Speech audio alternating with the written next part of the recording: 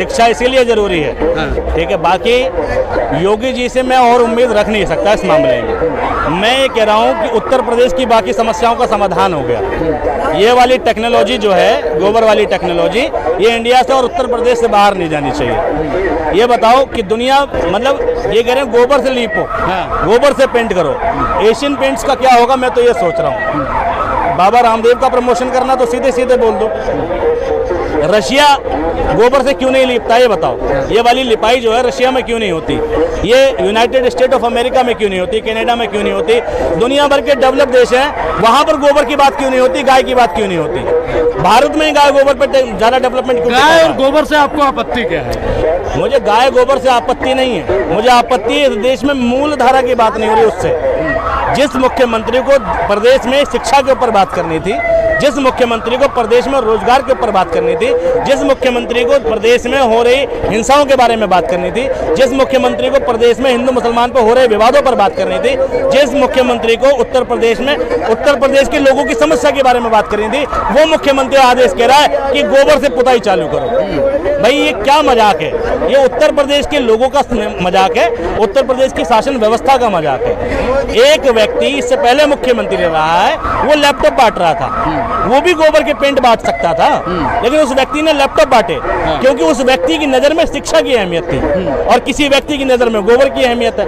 बस सोच का फर्क है और शिक्षा का फर्क है। और दिल्ली विश्वविद्यालय में भी गोबर से लिपाई हुई? हाँ बिल्कुल लिपाई हुई।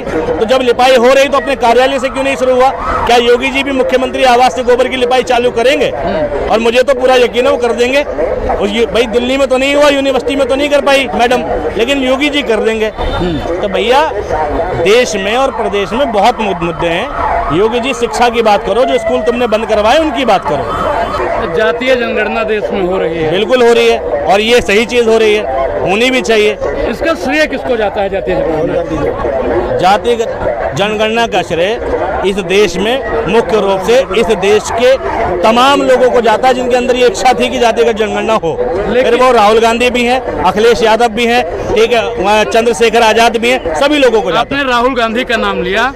1960 के दशक में नेहरू जी ने कहा कि जातीय जनगणना देश विरोधी है।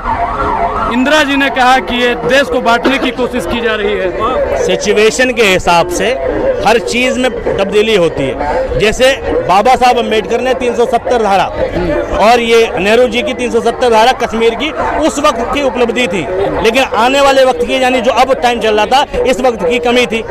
370 उपलब्धि थी ना नेहरू के टाइम पे कि कश्मीर हिस्सा नहीं था, फिर भी कश्मीर को अपने साथ मिलाया।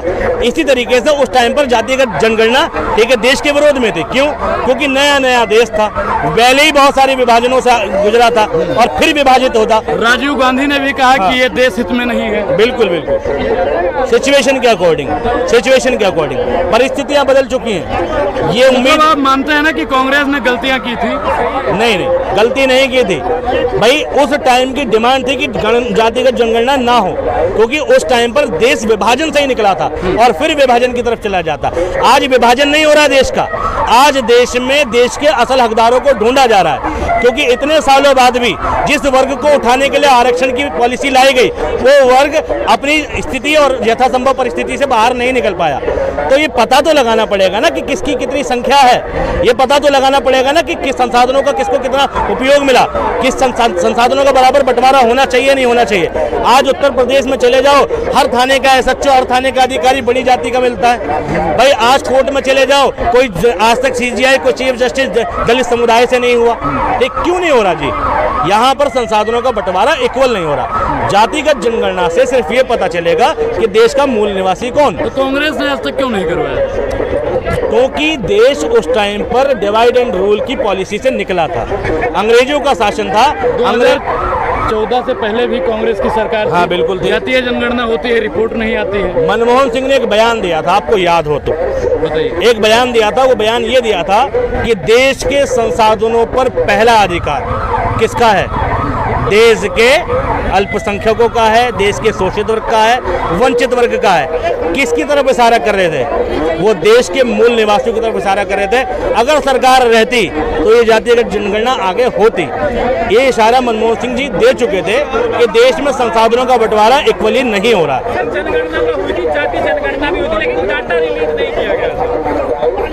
बिल्कुल बिल्कुल, उसकी वजह ही यही थी कि भाई नई नई पॉलिसीज आई हमारे देश में, आरक्षण की पॉलिसीज है, आरक्षण के कोटों को लगातार बढ़ाया गया और ये कोशिश की गई जो देश के वंचित समाज के लोग हैं उनको ऊपर उठाया जा सके।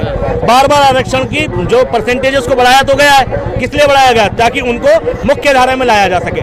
लेकिन एक समय बाद जब वो व्यक्ति मुख्य धारा में आने की बजाय मुख्य धारा से और पिछड़ जाए तब जातिगत जनगणना की जरूरत होती है। लेकिन कुछ लोग कह रहे हैं कि मुसलमानों में भी जातियां हैं, उनकी भी जनगणना बिल्कुल होनी चाहिए। बिल्कुल है, मुसलमानों में जातियां, मुसलमानों में भी जातियां हैं और जनगणना तो सभी की होनी चाहिए। जब जातिगत जनगणना हो रही है तो हिंदू और मुसलमान क्या, मुसलमानों में ऐसा समुदाय भी है जो पहले कभी राजपूत हुआ करता था, आज वो भैया मुस्लिम राजपूत है। ठीक है, मुसलमानों में ऐसा समुदाय भी है जो पहले ब्राह्मण त्यागी हुआ करता था, आज मुस्लिम त्यागी है। मुसलमानों में ऐसा समुदाय भी है जो सैयद है, जो शेख है, जो अंसारी है, जो पठान है ना। तो भाई मुसलमानों में भी मतभेद है ना। और जातिगत जनगणना से ये तो पता चलेगा ना कि देश के असल मुसलमान कितने हैं, असल मुसलमान किस कैटेगरी के, किस जाति के मुसलमान ज्यादा हैं, ये तो पता लगनी चाहिए। इसमें कोई बड़ी बात नहीं है। जातीय जनगणना से फायदा किसको होगा और नुकसान किसको होगा? फायदा देश के लोगों को होगा और फायदा नुकसान देश की पार्टियों को होगा, खास तौर पे सत्ताधारी पार्टियों को होगा। ठीक है, बिल्कुल होगा। जो व्यक्ति बार बार जातिगत जनगणना का विरोध क्यों हो रहा था? एक नारा सुना था आपने, बटेंगे तो कटेंगे। किसमें करेगा जात की बात उसको पड़ेंगे जूते लात, उसको पड़ेंगे जूते लात। तो बटने की, किसमें ना बटने की बात थी कि जाति में मत बटो, और जाति में बटने की कोई बात नहीं थी।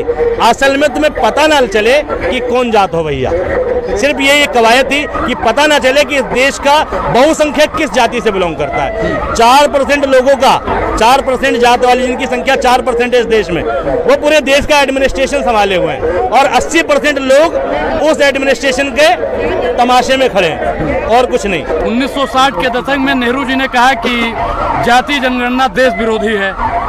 इंदिरा जी ने कहा कि ये देश को बांटने की कोशिश की जा रही है। सिचुएशन के हिसाब से हर चीज में तब्दीली होती है। जैसे बाबा साहब अम्बेडकर ने 370 धारा और ये नेहरू जी की 370 धारा कश्मीर की उस वक्त की उपलब्धि थी, लेकिन आने वाले वक्त की, यानी जो अब टाइम चल रहा था, इस वक्त की कमी थी। 370 उपलब्धि थी ना नेहरू के टाइम पे कि कश्मीर हिस्सा नहीं था, फिर भी कश्मीर को अपने साथ मिलाया। इसी तरीके से उस टाइम पर जातिगत जनगणना, ठीक है, देश के विरोध में थी। क्यों? क्योंकि नया नया देश था, पहले ही बहुत सारे विभाजनों से गुजरा था और फिर विभाजित होता। राजीव गांधी ने भी कहा कि ये देश हित में नहीं है। बिल्कुल बिल्कुल, सिचुएशन के अकॉर्डिंग, सिचुएशन के अकॉर्डिंग परिस्थितियां बदल चुकी हैं। ये उम्मीद, आप मानते हैं ना कि कांग्रेस ने गलतियां की थी? नहीं, गलती नहीं की थी भाई। उस टाइम की डिमांड थी कि जातिगत जनगणना ना हो, क्योंकि उस टाइम पर देश विभाजन से ही निकला था और फिर विभाजन की तरफ चला जाता। आज विभाजन नहीं हो रहा देश का, आज देश में देश के असल हकदारों को ढूंढा जा रहा है। क्योंकि इतने सालों बाद भी जिस वर्ग को उठाने के लिए आरक्षण की पॉलिसी लाई गई, वो वर्ग अपनी स्थिति और यथासंभव परिस्थिति से बाहर नहीं निकल पाया। तो ये पता तो लगाना पड़ेगा ना कि किसकी कितनी संख्या है, ये पता तो लगाना पड़ेगा ना कि किस संसाधनों का किसको कितना उपयोग मिला, किस संसाधनों का बराबर बंटवारा होना चाहिए नहीं होना चाहिए।